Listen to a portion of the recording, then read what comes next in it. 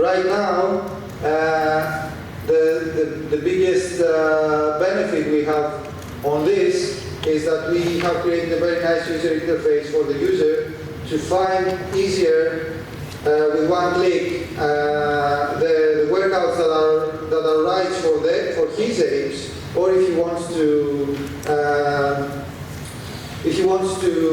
go to a specific aim, he gets directly a set of workouts to do without even thinking of what is without even searching or trying to find it. So now we are becoming, up to now we were mainly on the web, and also we had the app that was a companion app. Now we go multi-platform and multi-devices in smart TVs and a full functionality in the iOS. So one of the things that that I want to match with what I said before that we did was on the business model side. So as I said, YouTube contributed to the content providers only 10 million for really a huge part of the market. So we decided to go more on the Netflix or Spotify approach in this business, which does not exist at this stage. All the platforms try to own the content so that they have a bigger margin. We try to go in a different way with a much smaller margin, but much more chances to have recent and refreshed content. So content that is refreshed all the time and is interesting for the user and engaging the user. So we gave the motivation to the content providers. So we have a revenue share with the content providers. That's more or less the tricky differentiation that we have, and we believe that it's one of the good things that we are doing. Now, at this stage, I want to say shortly that for us, especially on the funding side, it hasn't been easy. And it hasn't been easy mainly because of our fault. If I can give an advice to new entrepreneurs, is don't go to any investor. Go to the investor that really might be valuable for you. So we have been spending 2 years of our time of being underfunded, of getting the answer that, sorry, I'm not that good in your business area. I don't really know this area. Because we just followed whatever the manual was saying. We went to the relatively right investors, but we didn't go, in the end we didn't do that. We went to any investors. So in our story became more happy when we really found our angel investors who was from the fitness industry, and she's here in Greece. This was the first step that unblocked us. And then we found Technology, which is now our main investor, and he's following also in the round that we have just opened. So they have realized the value of what we are doing. They could understand our weaknesses and our strong points.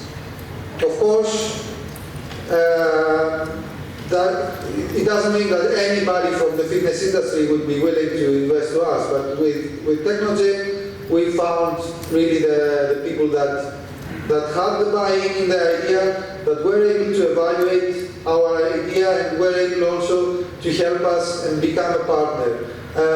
We have also done a lot of work on working on their products. They have done quite a lot of work on working on our product and also giving us the validity that we needed in order to approach content providers.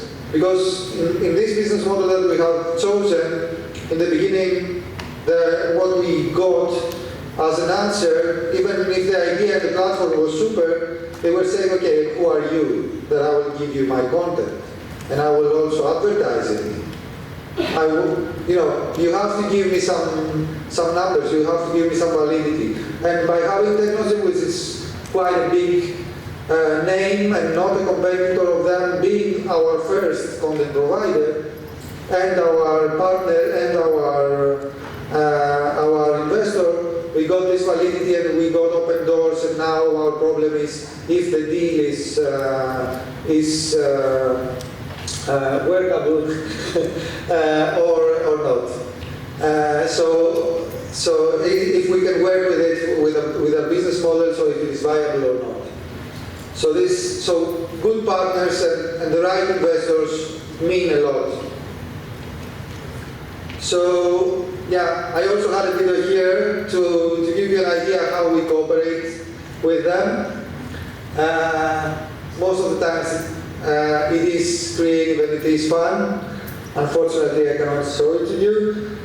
This is our core team, and on this I also have a comment. Again, it's from my experience. The best way, I believe, building the team, I hear what Spiro says, but one of the things that I would do if I would start again was not to have in the team, not to have first-timers in the team, only first-timers in the team. So having someone that has been through this before, so has created a startup, even a failed one, in the team is a core value. Even if he's the third one or even the fourth one. So we are two main co-founders, so we match the model. It's me and Nicolas, the first two over there. So this is, Katerina is our marketing girl,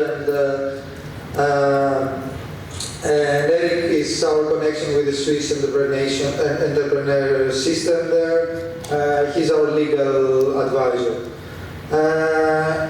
So yes, what I would recommend to someone, if it is possible, to have in the team or a co-founder, finding the co-founder that has been through this before, because there are a lot of steps, a lot of mistakes, and a lot of time that you can really save if you have someone that has been through this. So here are some numbers about our beta testing. I just want to point out here how we started and when we decided that beta testing was good enough. And this is all related when we realized that the customer acquisition cost really went where we wanted it to be in big market segments. And this was of course with a lot of work that we did on increasing the conversion rate, etc., etc. So those are some of our content providers. This is more or less how our page looks like.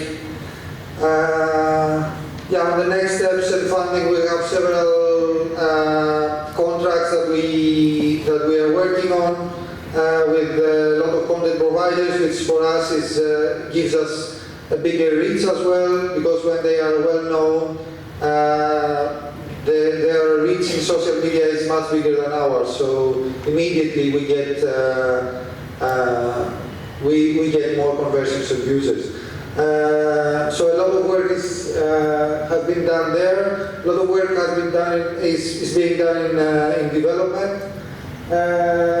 We are raising right now. We are in the middle of a Series A campaign, of a Series A round.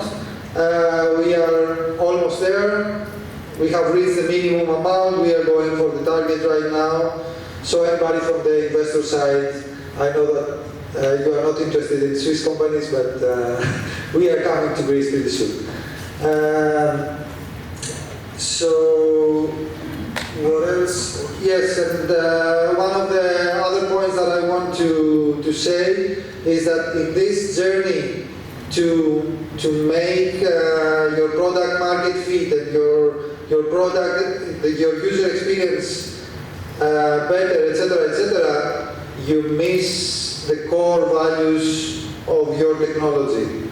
So in this way, we have sacrificed work that we have done, pretty beautiful work, architectural-wise, technological-wise, in order to show really the product that is fitting the business. And this is very important to keep on working on the technology, because this is really the core value of the company. At least that is what I believe as a CTO. And the technology and the business should be aligned. So for this and for other reasons, and also because we think that this is a very good match for us, we also approaching the device area. And we are starting with a university in Switzerland, so with EMPA. Those are labs from ETH Zurich. And hopefully we will start also, we will include the Technical University of Crete on this project. We are very close to sign. We are trying to find a date on that, to build a pressure-sensitive yoga mat that will be the first device, the first custom device that will be matching our platform. So yes, this was another video from our campaign. This is, by the way, what we think about fitness. We want to make fitness for real people. As I said, for normal people that do not want this before and after. If they want it before and after, they go to a professional. They don't go to the platform. And yeah, I think that's it. And this is my daughter working out in our platform. So just to give you an idea of how much testing I'm doing.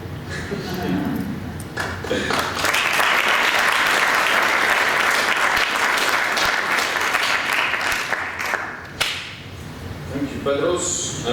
Any questions? Oh. Okay, I have a question. How Spiro suggested before that the roles should be discrete. I mean, one for solving, one for developing. Is the case? So the roles are definitely like that. The problem when you have a startup with two founders, which is not in the early stages, which is not properly funded, is that you don't have the capacity to fill in all the things that you are doing, because you are doing it. It's not that you are responsible of that. You have to do them as well. And there is no time when you are reaching out for investors, when you are reaching out for selling the product, and you are trying to do it as well. Sometimes you don't have the time to do your job, because as a founder you have to do all the other things as well. And at our case, I had to sell. He had to help me on the building case at some point, but the roles are indeed discrete. So I'm not the face of the company, and that's why I'm not doing it. Okay. I guess this was not working, right? Or was that probably. Since you mentioned that, all other things, can I ask, and since your company is incorporated in Switzerland, can I ask your experience regarding all these other things that we usually complain for in Greece? Are they straightforward? Are they simple? For ICT companies, it's not paradise. Switzerland is not paradise. If you have something that has to do with pharma, then go there. So mainly the funds, the real funds, and it's much easier when you are making medical devices, or when you are doing something that has to do with the pharma industry. This is where the companies are really spending money for that. And they will let you do your job. This difficulty that every startup has, that they cannot do their job because they don't have money to build the MVP. This is a very important period that you have to survive in order to do that and do actually the work. This is also difficult there. Of course, for the government, things are made a little bit easier. It's smoother, the process is smoother, but it's not that the money is flowing on ICT contract. Okay, then we can switch positions with Dr. Valdes. I wish I could. He could come to Switzerland. Okay, and now He has US, he doesn't mean Switzerland. that's correct. So, Panagiotis Paterakis, who is also a graduate of the Technical University of Crete. He's a founder of Obvious and the CTO. Obvious is a state-of-the-art real-time communication platform for the web. It provides a seamless way to host and attend virtual meetings, but also a powerful tool for professionals and through that we can organize classes, conferences, customer support, or mentoring sessions within an integrated solution.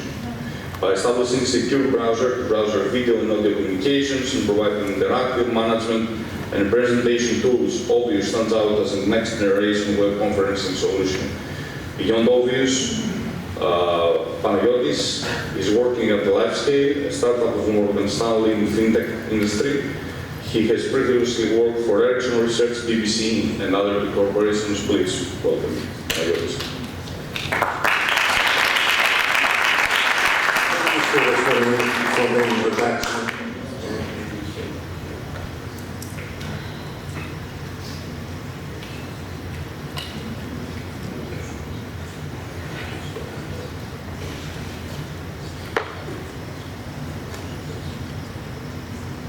Thank you. First of all, I'm really happy to be here in Kenya after many years, and it's a wonderful town. To be more accurate, Obvious is the first product of a set of products based on the technology we developed. We are mostly a technological company. I'm really happy that Petros Margoudakis is also using the technology of WebRTC, which we are based. WebRTC, coming from having the telecom background, we really think that WebRTC will change the communications in the future. So the first product is an online meeting tool. We don't follow we cannot really say we are entrepreneurs. We are actually we are hackers. We learn the rules the hard way, but we try to accomplish our goal finding other ways also.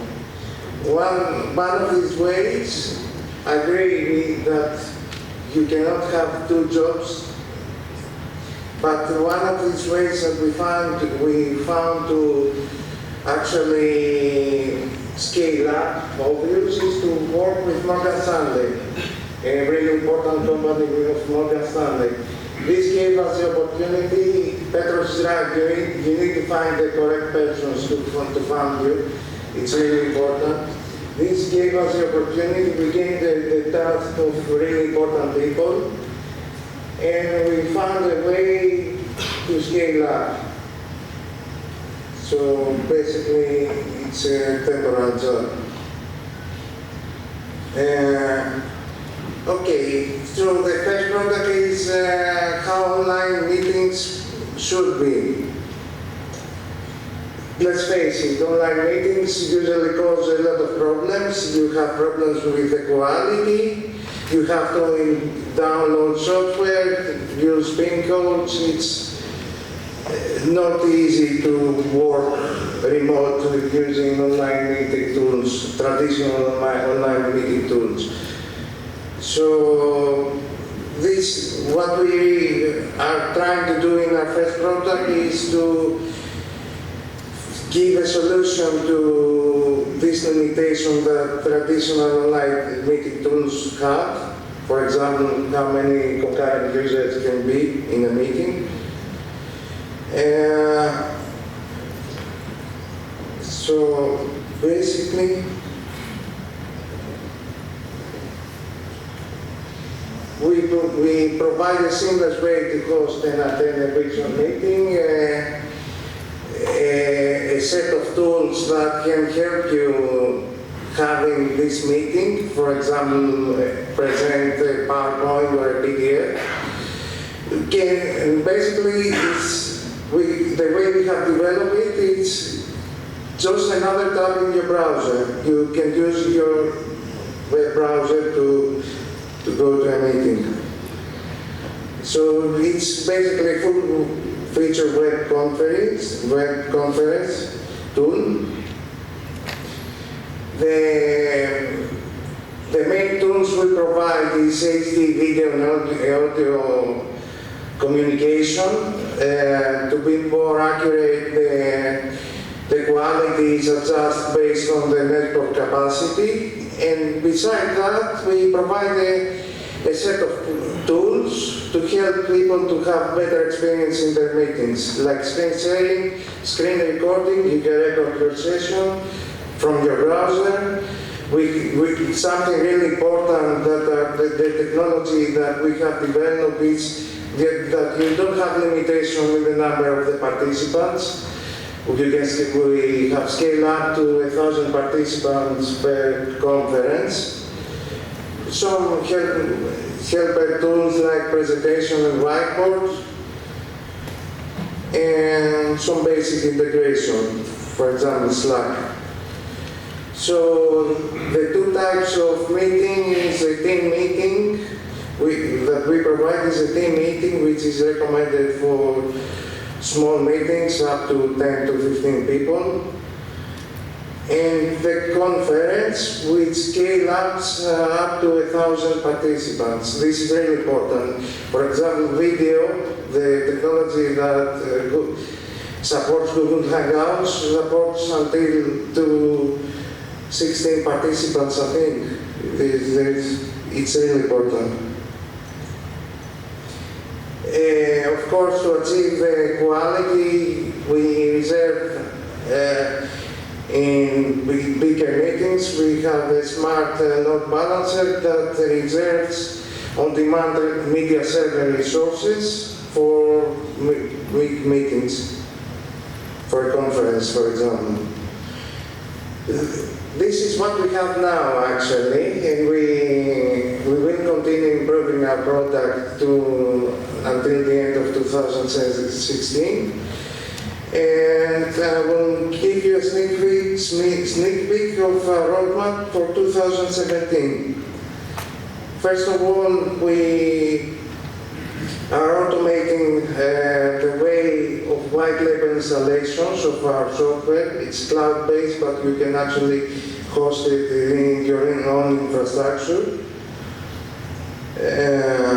using an automated way. We are releasing an API, which is really important for other companies, for example, medical companies, telecommunication companies, customer support companies. The main features of the API is the HD audio and video, chat, whiteboard, presentation.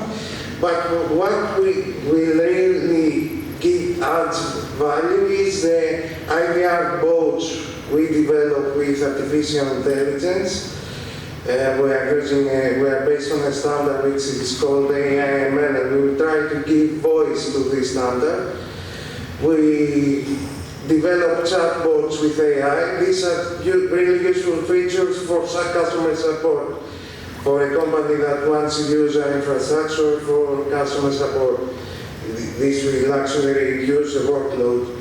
Real-time translation, speech-to-text for subtitles, interconnection with legacy networks, your mobile phone, and in-motion detection, which is really important for analytics.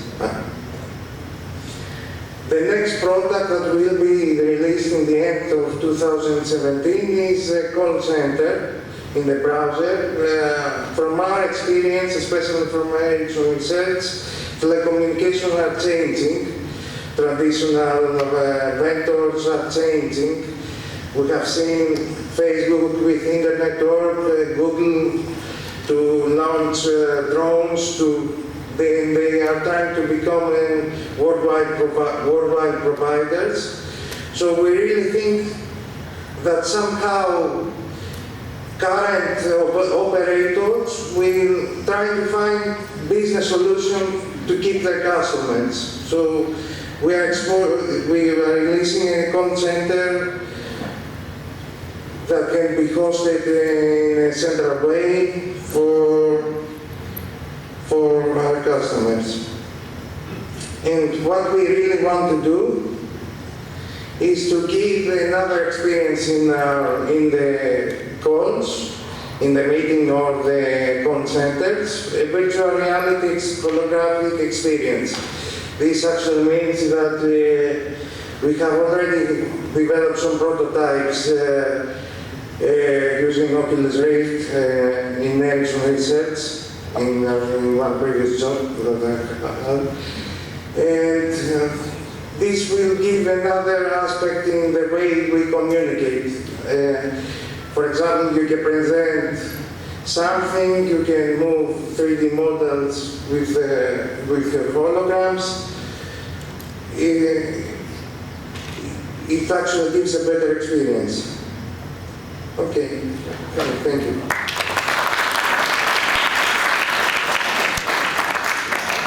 Thank you, Panagiotis. I don't know if you have any questions regarding all this. No?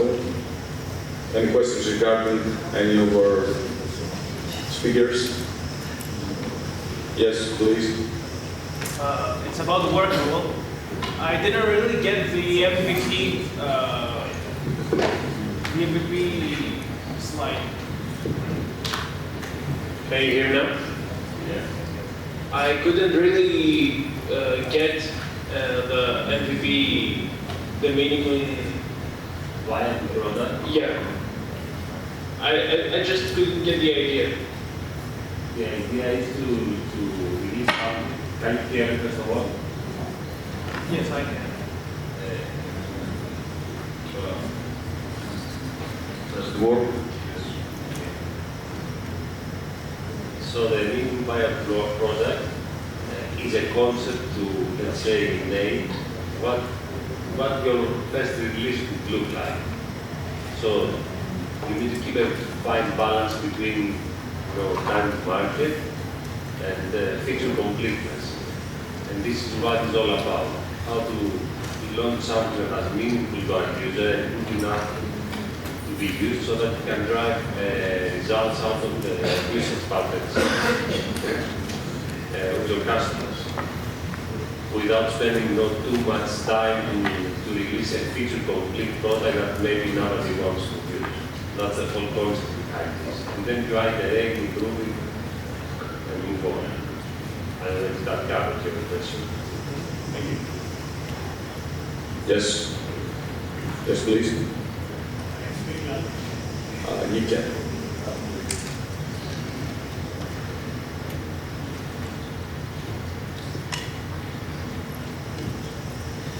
Okay, until now you had the ideal progress as far as funding is concerned, and I guess as far as business. Could you tell us what were you raised 4 or 5 funding rounds until now? 4.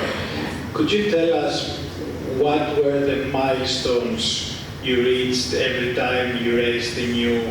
Actually, I got the question. I already described that. So the first milestone is the MVP, or we go somewhere between MVP and product market fit. You need to have a prototype, in my opinion, in order to raise funding. The second stage is when you manage to actually we have 2 seed rounds, I would say, but let's assume that the ideal path is Series A, Series B. So the seed round, in my opinion, happens somewhere between MVP and product market fit. When you are close to product market fit and you have strong indication that you will get there, it's about the right time to raise money. Then you raise money in the Series A, typically is about opening up a sales channel or a marketing channel. It's something that will scale your sales in your business. And then in Series B, you try to enter a growth phase, how you expand your offering your customers, how you can extract more value out of these customers, how you open new markets, let's say other regions or verticals, stuff like that. Could you give us some insight in terms of revenues, or you shouldn't? I can only disclose that we have 5,000 active customers, paying customers, companies, around 30, 40,000 active users, meaning users of the company that are using Workable to hire people, and around 500,000 candidates every month are using Workable to apply to jobs. Okay. For our customers. You can see the price list. You can see the price list and make the multiplication. Yes, okay. But that's not the point. That's not the point. Okay. Any other questions? Okay. So I think we can proceed. Thank you very much. We'll start.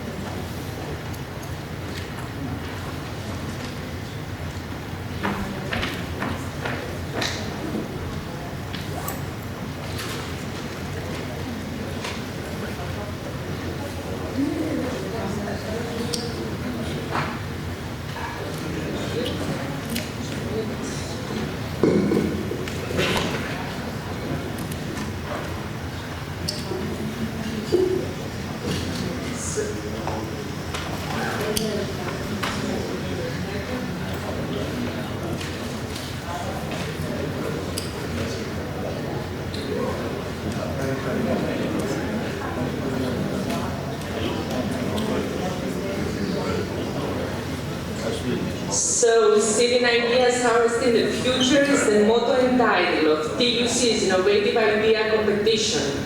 The members of the contest committee are kindly requested to join the panel. The members of the committee. You already know Mr. Spiros Vagiatis. I see Dr. Dan Marom, and I want to say a few words about Dan. Living in Tel Aviv, Israel, Dan is an acclaimed author and a leading thought leader in the crowdfunding field.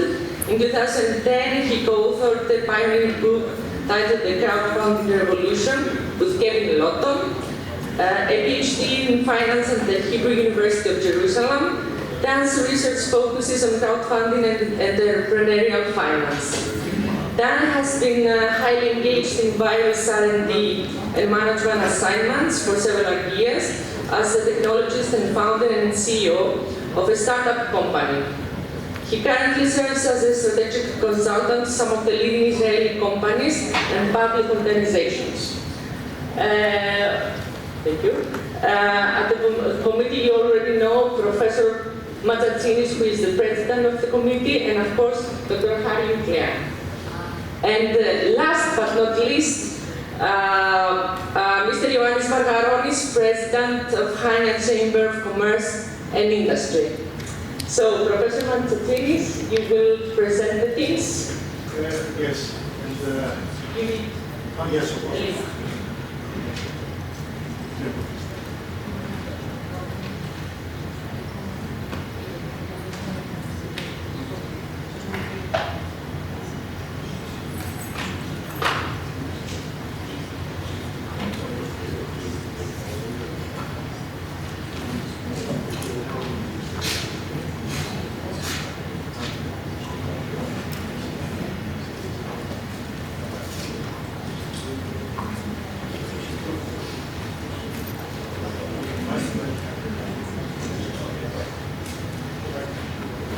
Yes.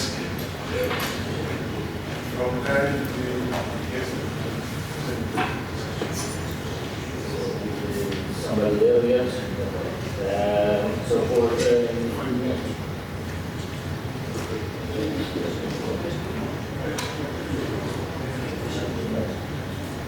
all right. So ladies and gentlemen, I was given a new job to be the chairman of this panel.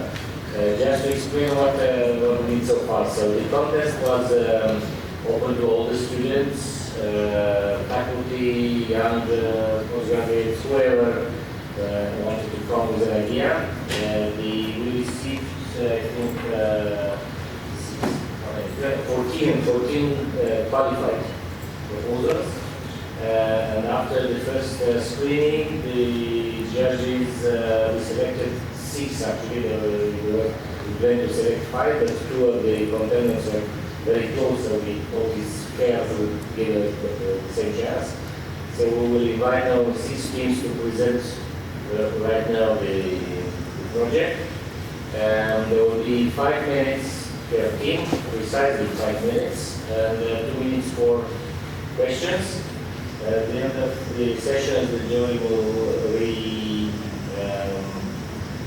rate the presentation part of the program. Okay, we don't go on the other criteria. The criteria was a weighted average of innovation, applicability, financial returns, and this kind of stuff. And I will try to do the presentation skills of the team.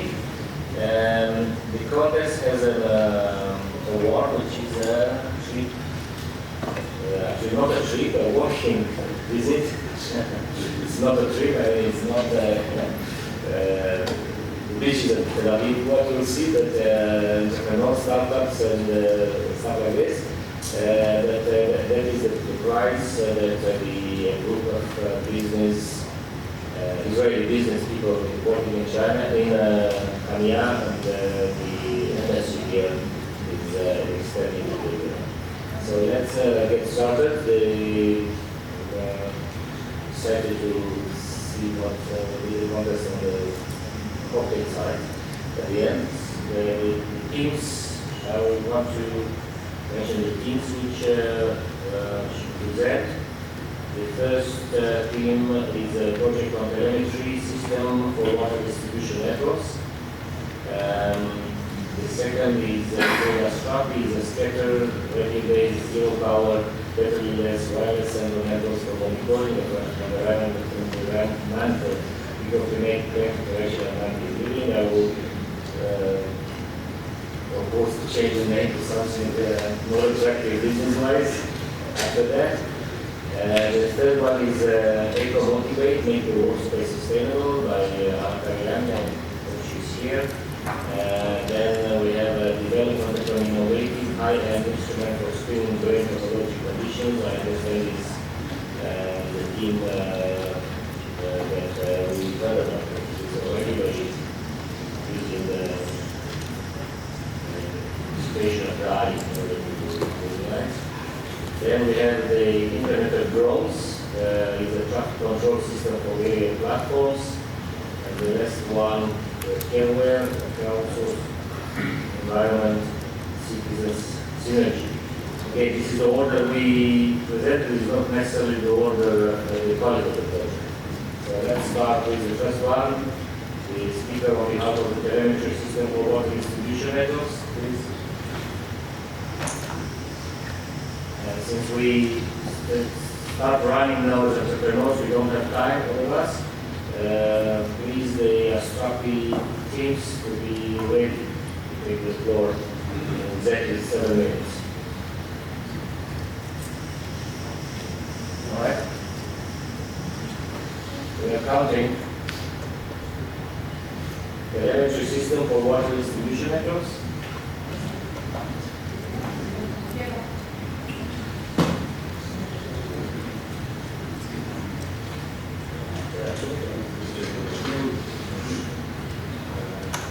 Okay, we start by deducting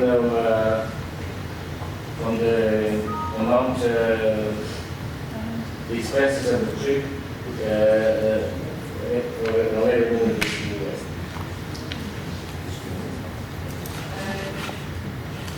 Okay, go ahead.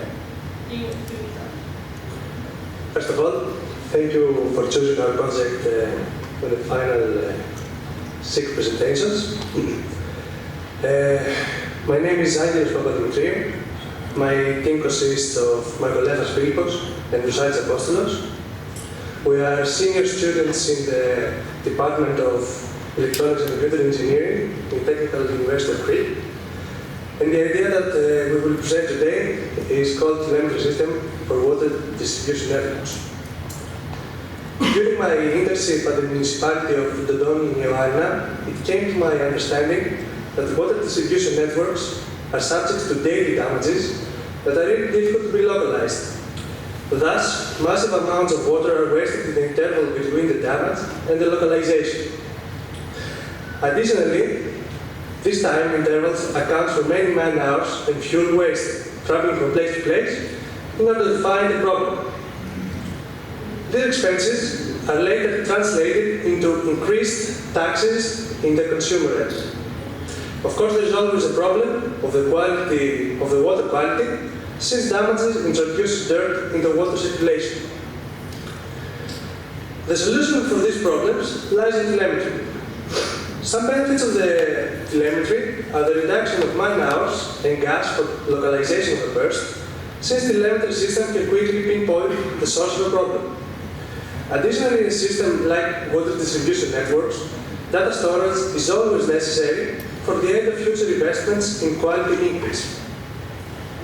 Up to this point, in the field of telemetry, the general solutions are PLCs and the supervisor control and data acquisition system, also known as SCADA. SCADA is the interface between the PLCs, the microcontrollers, and the user. The problem with this solution, though, is the high cost and the high complexity of the SCADA user interface. There is always the problem of compatibility between the PLCs and the SCADA, since there is a plethora of options in the PLC market, and someone has to know whether a product works well with SCADA or not. We have created a product that's characterized by low cost, reliability, and ease of use, that of course is not less in any means the current market counterparts. Furthermore, it is really flexible and can be applied to the needs of the consumer, since it provides a variety of inputs, such as different sensors, and a variety of outputs. The use of the product helps in the increased quality of life of water distribution systems, as damages and bursts are localized and repaired immediately, which leads to less water waste, less gas expenses, clean water, and of course, fewer water outages, since the tanks will be full most of the time. This is our user interface. As we can see in this particular node of the system, there are 4 pumps, and under each pump icon, there are statistics that can be processed to produce outputs like graphs, because everyone likes graphs. If a pump is on, the picture is moving, indicating to the user that for the state of the pump in real time. In the next photo, we see another node that does not consist of pumps, but we're only concerned about the water level. Below the graph of the current water level percentage, we can see a graph indicating the fluctuation of the depth in the desired time period. Moving on, there are some pictures of our hardware. This is our crude prototype. The left picture presents a microcontroller alongside with some custom-made water level sensor and circuits for additional measurements and protection. In the right picture, we can see the installed system in a node of the water distribution network. As I mentioned previously, this is our prototype, and in the future we expect the final product to be more like this. All the circuits will be printed on a PCB, which will be placed inside a tin rail mounted enclosure for installment in an electrical panel. To conclude, I note that the prototype you saw in the pictures have already been installed in the water distribution network of the municipality I mentioned before, and even though the current setup consists of only 2 nodes, the telemetry system has already helped to localize bursts in the limited time that it has worked. Our goal is to build affordable innovation for better life. Thank you for your time.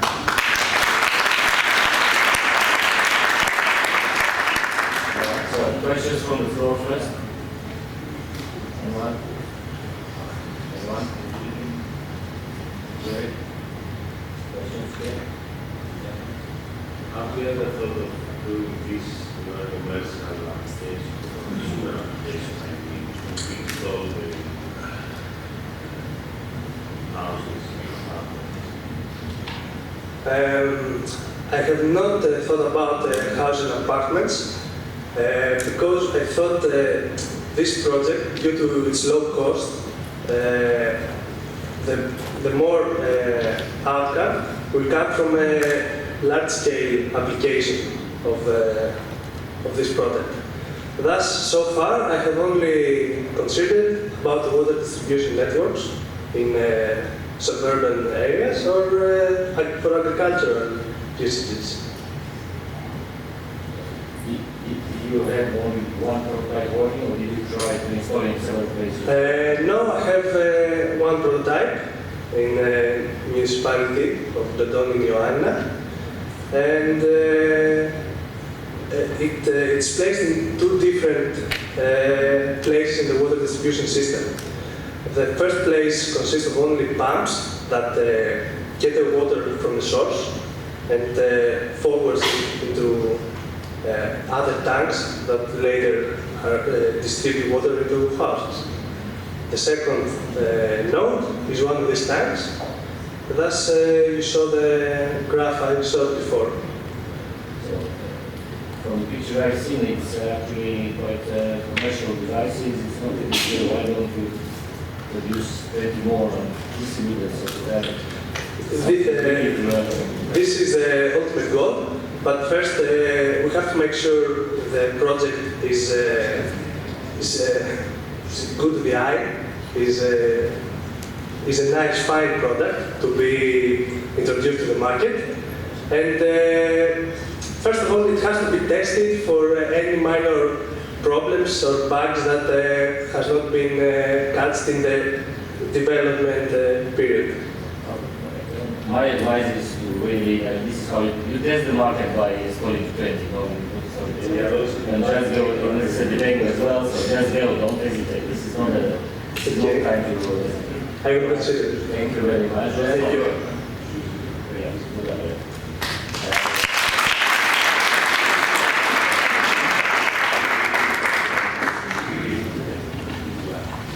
Okay, so we have a program here. Are you going to sing guys? This is the time. And would Anna Karagiani or somebody from the ECO motivate team? Is it there? Go ahead. Hello, my name is Panos. I'm here with my collaborators to present you our idea called Astrapi. Nowadays, precision agriculture is necessary in order to conserve natural resources such as water, as well as to maximize the yield. To achieve that, we need environmental sensing and microclimate monitoring mechanisms such as wireless sensor networks. Current wireless sensor networks have limited scalability because they utilize Marconi type radios, such as the radios of your smartphones, which in turn are impractical because of high power consumption and high monetary cost. Thus, we need to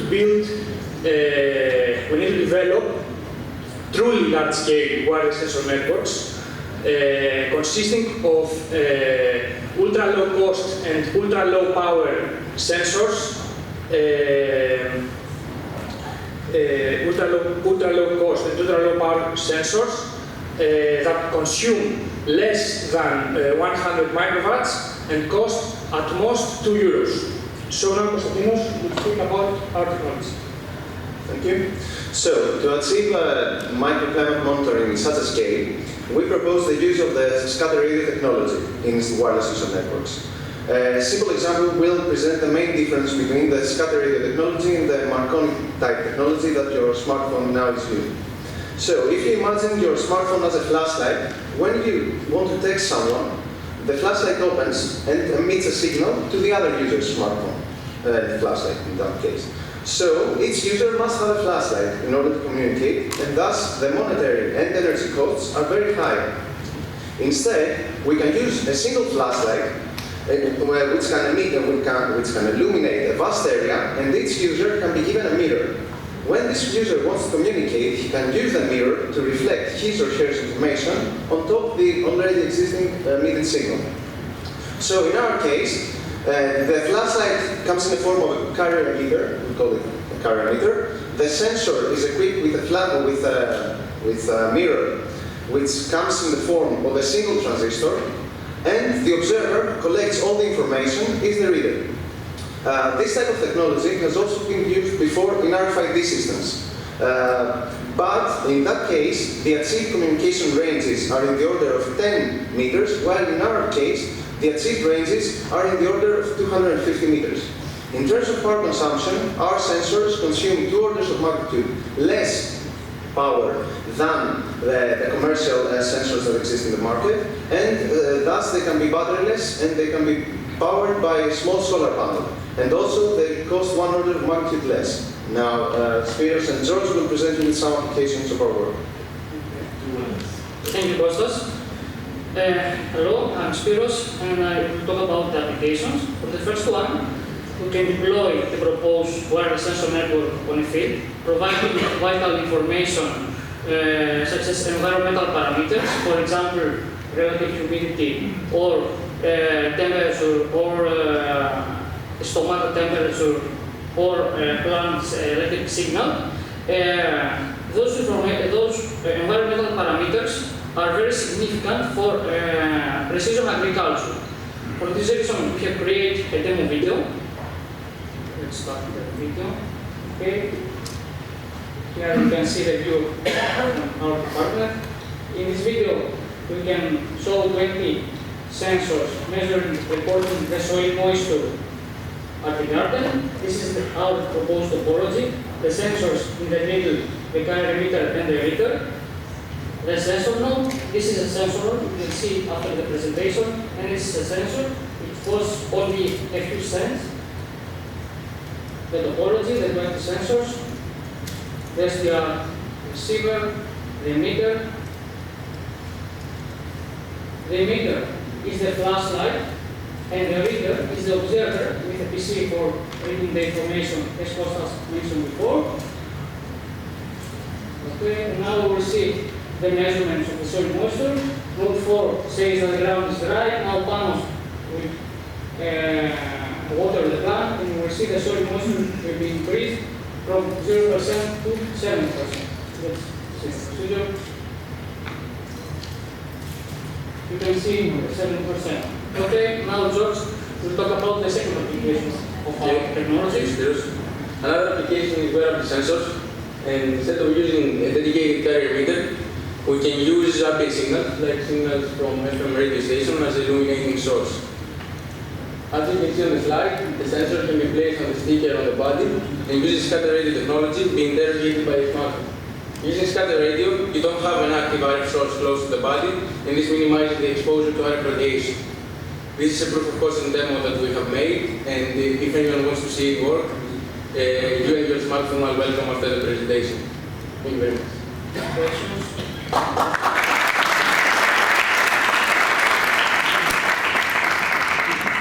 Questions from the floor? Yes, if there are any questions, very well. And use your right, this is your chance, otherwise you will not be welcome. Yeah, questions? Questions? What is your previous installation? How do you know that this can scale up to $1,000? We have one installation. We had actually 2 years ago, we had one installation here in Mali, in the greenhouses, one of the greenhouses, the tomato greenhouses, and we had, I think, 25 sensors inside. So we developed this technology. That was an analog technology. Now we went to the digital type technology, which is more scalable and more flexible than the analog stuff. So we had an installation with the analog technology. Now we have developed the digital technology, which we have the demo that we have the demo with 20 digital sensors, but by using smart digital stuff, we can move to 1,000 sensors right now. Tell us in one sentence, what is the element of technology you develop which is unique and not repeatable?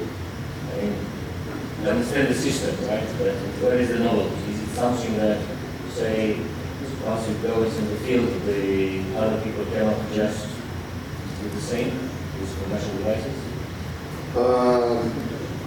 You can use only one transistor for communication instead of the Marconi radios, but use amplifiers and other active components in order to communicate with the user. This is understood, that anyone can buy them. Where it satisfies the communication range. What is that you did that adds to the commercial components that makes the system? We make the system by changing the Marconi technology to the scatter radio technology. We make the system really low cost and really low power. And I can do this. If I buy the components, once I have them in my garden. We have the know-how how to do it. It's difficult to make the synthesis of all the individual stuff that make it work. I also have a master's degree in electronics, so I have the feeling that I can do this. You better find something in addition, right? Something maybe management or something that will make me prefer to pay you royalties rather than play with something like that. I do not intend to do it. Yeah. Thank you.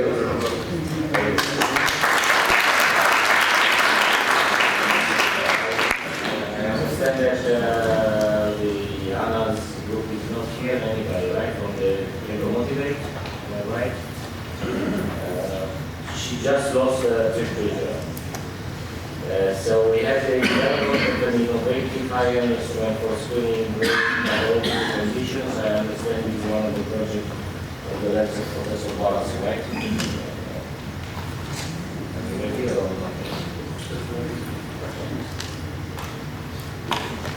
The next project, please, the group from with the Internet of Drones, be ready to start up.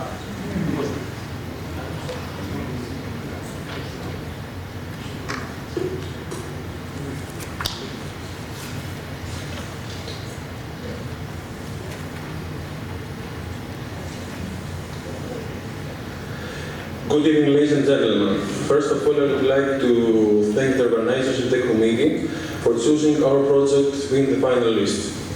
My name is Christos Rossos, and I am a postgraduate student in the Technical University of Crete, School of Electrical and Electronic Engineering, Electronics Laboratory, Optoelectronics Group. I'm delighted to be here today to present you our team's innovative high-end instrument for screening pathological conditions of the brain. Let's outline the problem. High-end imaging systems such as MRI, CT, ultrasound, etc. are not suitable for primary care screening, emergency medicine practices, checking the population for illegal or very illegal substances, intraoperative monitoring of physiological parameters. So, this led us to exploit the automatic involuntary motor response of the pupil to light stimuli for obtaining access to autonomous nervous system in normal and pathological conditions. I, as part of brain, could comprise a window for monitoring functions of brain in screening settings. The pupillary light reflex controls the diameter of the pupil. This reflex is controlled by the autonomous nervous system, such as depicted in the image, with the sympathetic and parasympathetic subsystem respectively. So, let me now outline a few words the system design. As mentioned before, pupil aperture is regulated by PLR in respect to light conditions. Narrowband stimuli at numerous wavelengths excite both eyes of the examinee simultaneously.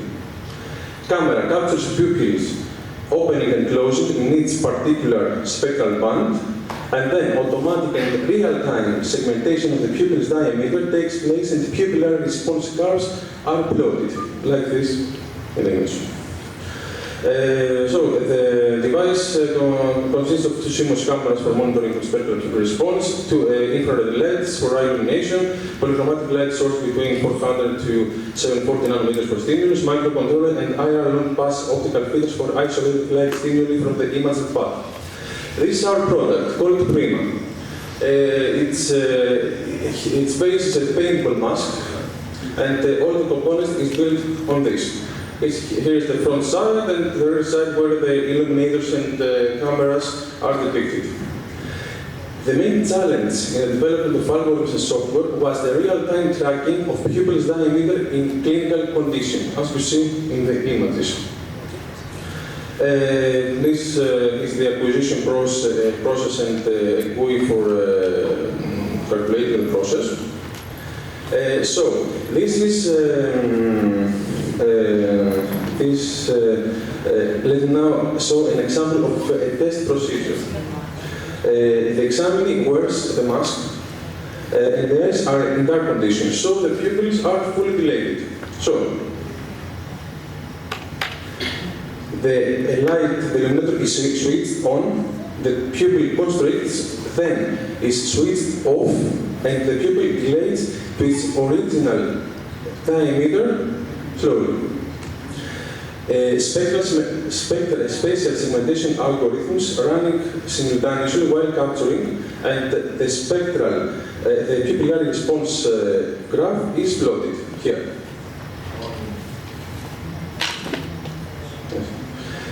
About competition. The competition only stands in single tests using a flashlight taking only the response of the pupil to white light obtaining gross information about brain functionalities. For example, after accident, the Prima device, due to the wide range of available stimuli, holds the promise to identify neurological diseases at low cost, office-based examination, including primary care and screening settings. Here are some calculated parameters. The spectral responses of the pupil regarding the wavelengths. We are collaborating with leading hospitals for clinical protocols to diagnosing brain and mental disorder and other conditions of the autonomous nervous system. The main advantages are it's based on ionizing, operated by no medical nursing, and low cost. And the business development is a highly patentable technology, a broad market for screening emergency medicine needs, and low cost.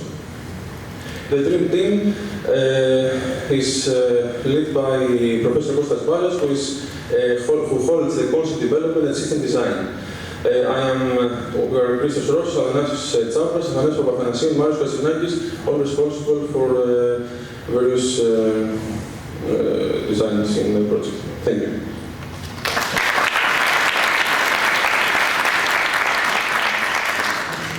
Questions from the brains on the floor? Yeah. So the response is by just indicating there is something pathological, not in the brain, right? It's not really diagnosing your assumption, right? It's something not normal. I will get a yes or not normal. This is the beyond the analysis. Yes, this is in the clinical stage.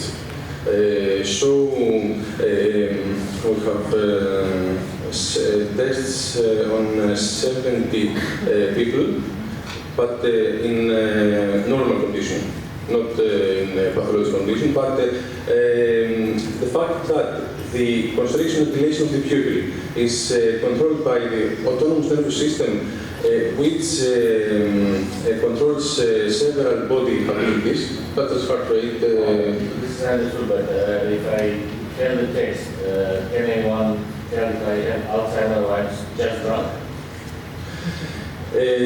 We try to do this. So that is my idea. You mentioned long distance effects, but not everything is pathological. It's my right to be drunk. Pathological is things Alzheimer's, brain diseases. Yes, but alcohol or if I got alcohol is brain status. Status. So that can't be because I think you can do this with the same methods. By seeing whatever the speed of change, not only the In the spectral graphs, the parameters is the speed, velocity, time. Yes. All right, so thank you. Thank you.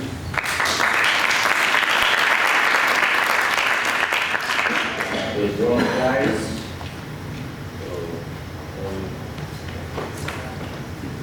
After knowing he's not,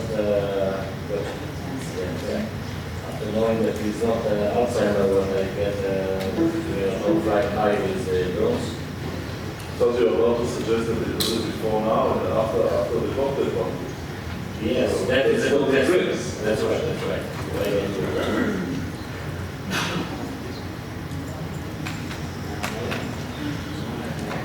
Floor is yours. The last group, the anywhere. So, good evening. My name is Saran Skiritis and I'm here to represent Sensor and our idea of Internet of Drones, a traffic control system for aerial platforms. So, what is the need? The drone market is a really quickly expanding market, but there are two main concerns that keep that expand limited. One of them is safety and the other is privacy.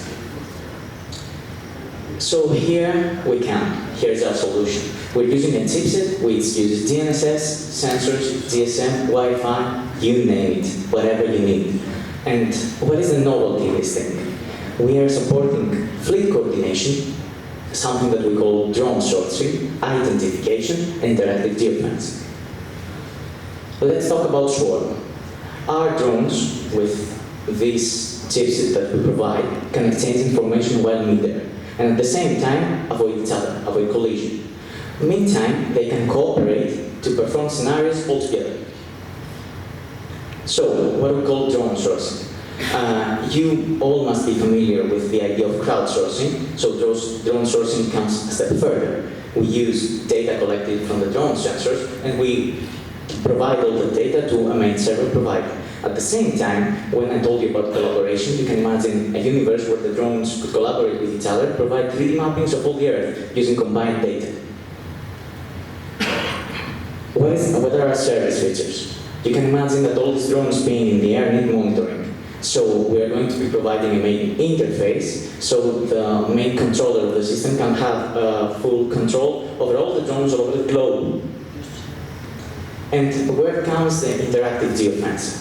Imagine in case of emergency, and the same coordinator of the system could track his mouse over the screen and select a specific area. This specific area is now geofenced, and all the drones inhabiting that area need to go out so that if, for example, there was a fire, the fire department can go in and take control of the situation without the interference of external components. But let's talk a bit about privacy, because it's a thing with drones and privacy. The device that I talked to you about is not only to be used on drones, but it can also be used on manned vehicles, on houses, on other structures. And what is the point of this? Imagine that you have a school. When a drone flies over a school, you don't want the drone to take photos of the children. So you put the device on the school and it transmits data all around the air. The drones passing by receive that data and our device tells the drones that they need to shut their camera. Or imagine that you're in an airport. You don't want to have airborne drones in an airport, so our device tells the drones that you are near an airport. Go out or land. At the same time, imagine that you are in a situation of distress, let's say, and that you need some help. So you can send a distress signal, and through our device, that distress signal can go to all the drones of the authorities around, and they can attend to your help. So let's talk about who we are targeting. At the moment, there is a whole talk all around Europe, all around the world, to be specific, about regulation for drones. So we, first of all, are trying to help ESA and Hellenic Civil Aviation, but why not help the rest of the world with these regulations? As I told you, it can be deployed in both manned and unmanned systems, and by this, it can help the authorities in search and rescue missions, and at the same time, provide adequate mapping for any type of sensor. I told you that we can incorporate whatever sensor you like. At the same time, it can help insurance companies know what is happening in specific situations, because it can provide them with feed over the data that about an event that happened. we are attending a market which is hoped to be a multi-million market in 2020. Our business plan. The implementation costs about 120,000 euros and it's supposed to be ready in 16 months. The price is going to be around 20 and 30 euros. The market size, as I told you before, is huge, and we currently have no competition. We are incorporating Galileo PRS, and we are hoping to find collaborators in great companies as AT&T, Nokia, and NASA. Conclusions. We are trying to respect the privacy. We try to certify the safety, and we try to enable emergencies through interactive geofencing. We believe that this is going to work because it's inexpensive and compulsory. What we sell is not a drone. We sell the reason for drone to survive and thrive. Thank you very much.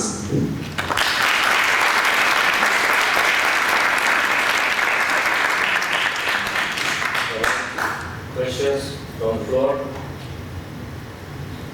No? Yeah? Oh, sorry. Go ahead. Just speak out. Yeah, my question is mainly on the communication protocol or the way that you communicate. Is that custom appropriate everyone? Okay, the first thought about this is to use direct Wi-Fi connections because it's the most accessible technique at the moment. But it's not mandatory that we will go this way. At the moment, we're looking at new ways of communicating. For example, there are new low-powered modules that can be implanted on drones, and by that way, have a better resource management of the power. Actually, I don't mean the medium, I mean the actual messages. Oh, you talk about the packets? No, the messages, the meaning. When you send a message to mean something, is that your interpretation or is it? Yeah, it's a custom protocol.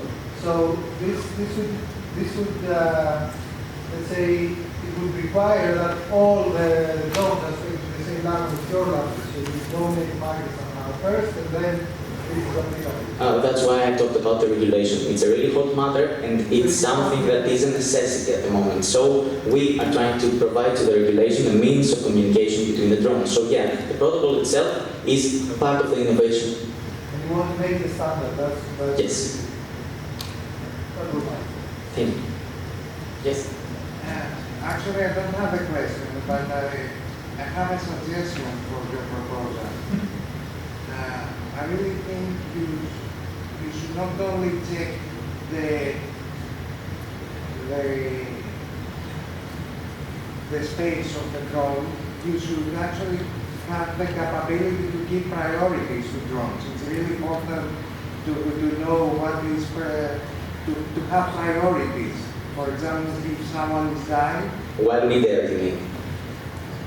While the drones are flying. While the drones are flying. Okay, it's a 5-minute pitch, so I cannot completely elaborate the swarming technique protocol, but there are priorities. There is also transaction between messages in the drones. For example, if you just want to photograph yourself and someone next to you is flying, there is going to be a message for an override which says that, okay, you need to take a photo, but someone near you is dying, help him. So this is already part of the protocol. You should check probably NFV program, SDN programming. This might, you should also check the SDN programming. This might help you to achieve that in a better way. It's just a suggestion. Are you both in the university, right? Sorry? Are you both in the university students or? I'm a non-student. Okay, very good. So you know where the university is? Okay, so we can have the next product design session, please invite the journalists and it's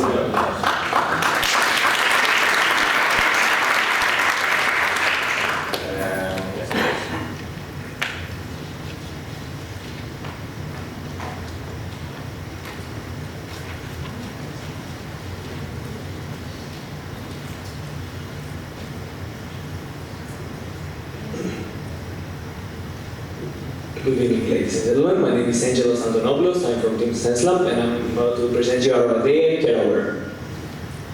Well, we are all familiar with the huge problem that humanity faces today regarding air pollution. So, there are some questions emerging regarding whether the air we breathe either inside or outside, is good or bad for our health?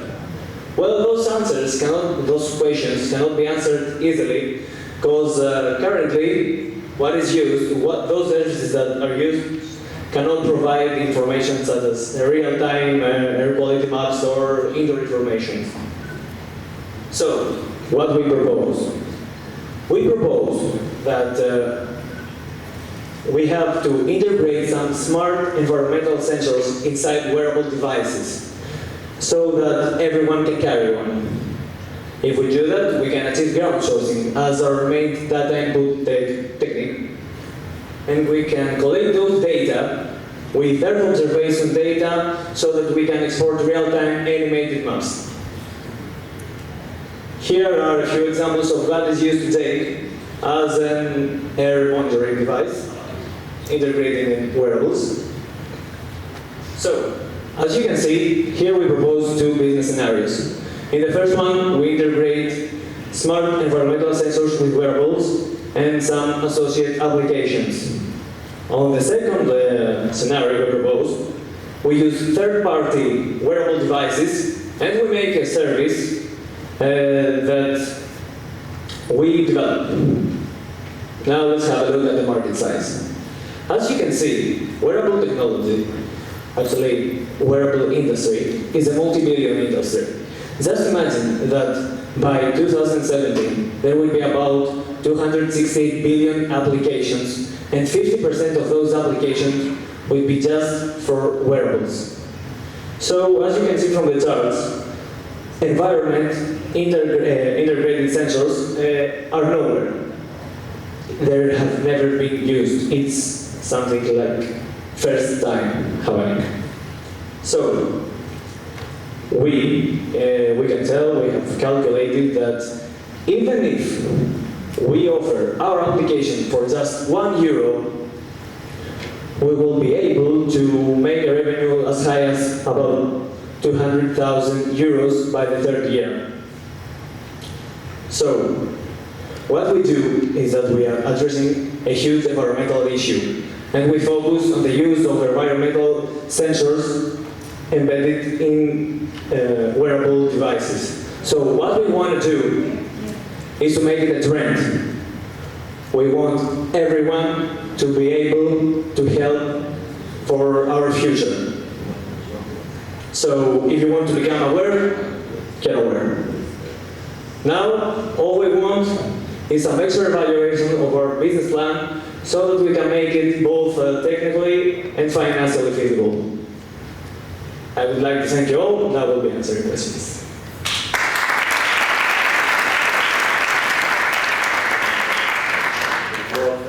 Any questions?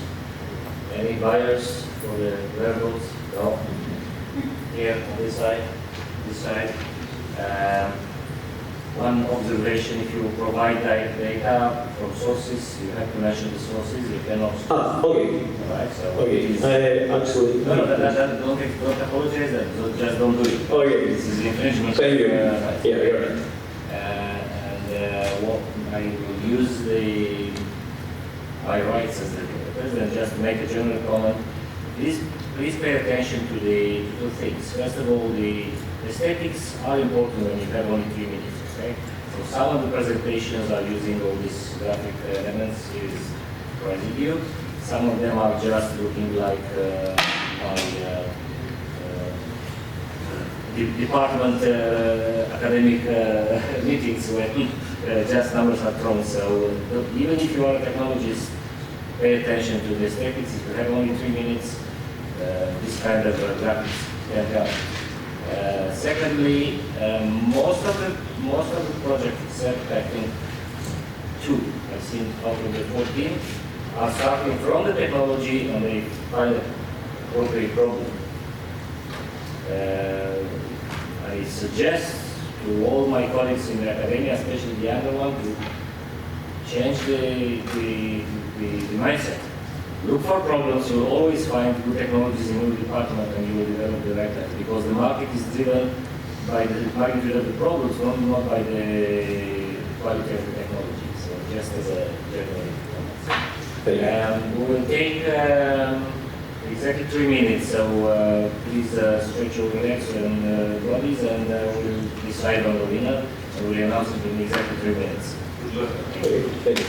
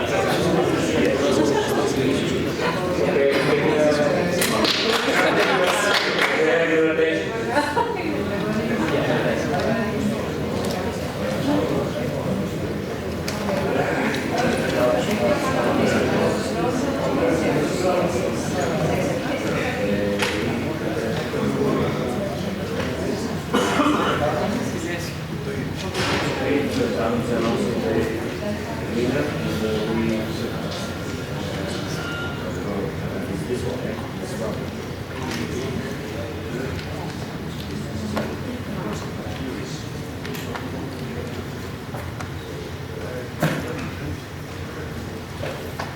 Please, can you get?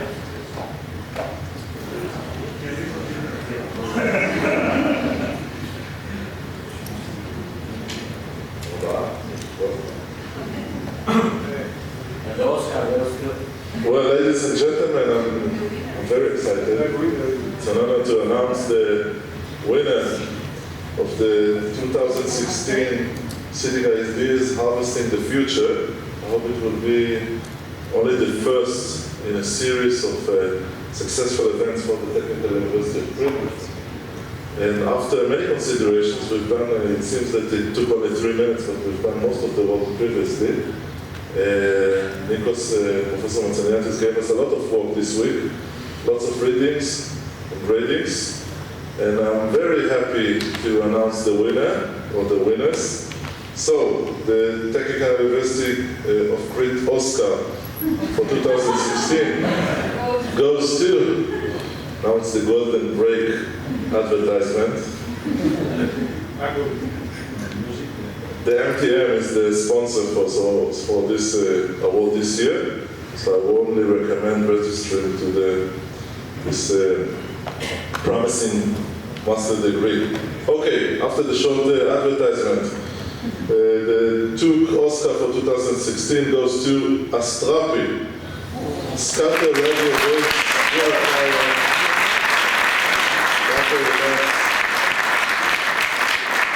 Wireless sensor networks. I think you can, maybe I'll finish the name. Wireless sensor networks for monitoring of environmental, microclimate, plant interactions, and ambient living. And only for their name, they got the prize. Chapeau and best of luck. Now you need to...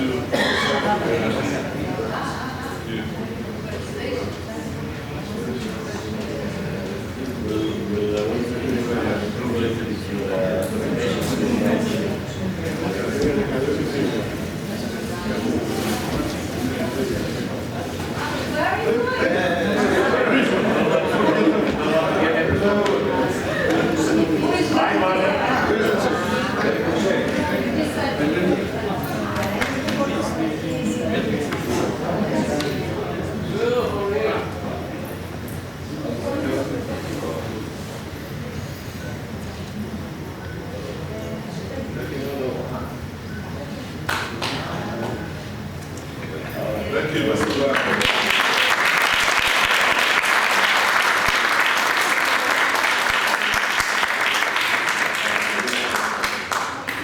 So I understand we are going to party now, right? But I would like to personally commend the host and the real organizer of this event. So thank you very much, Bernard. But he has to do it, okay? Because he did a great job. So, skills as well. So let's party.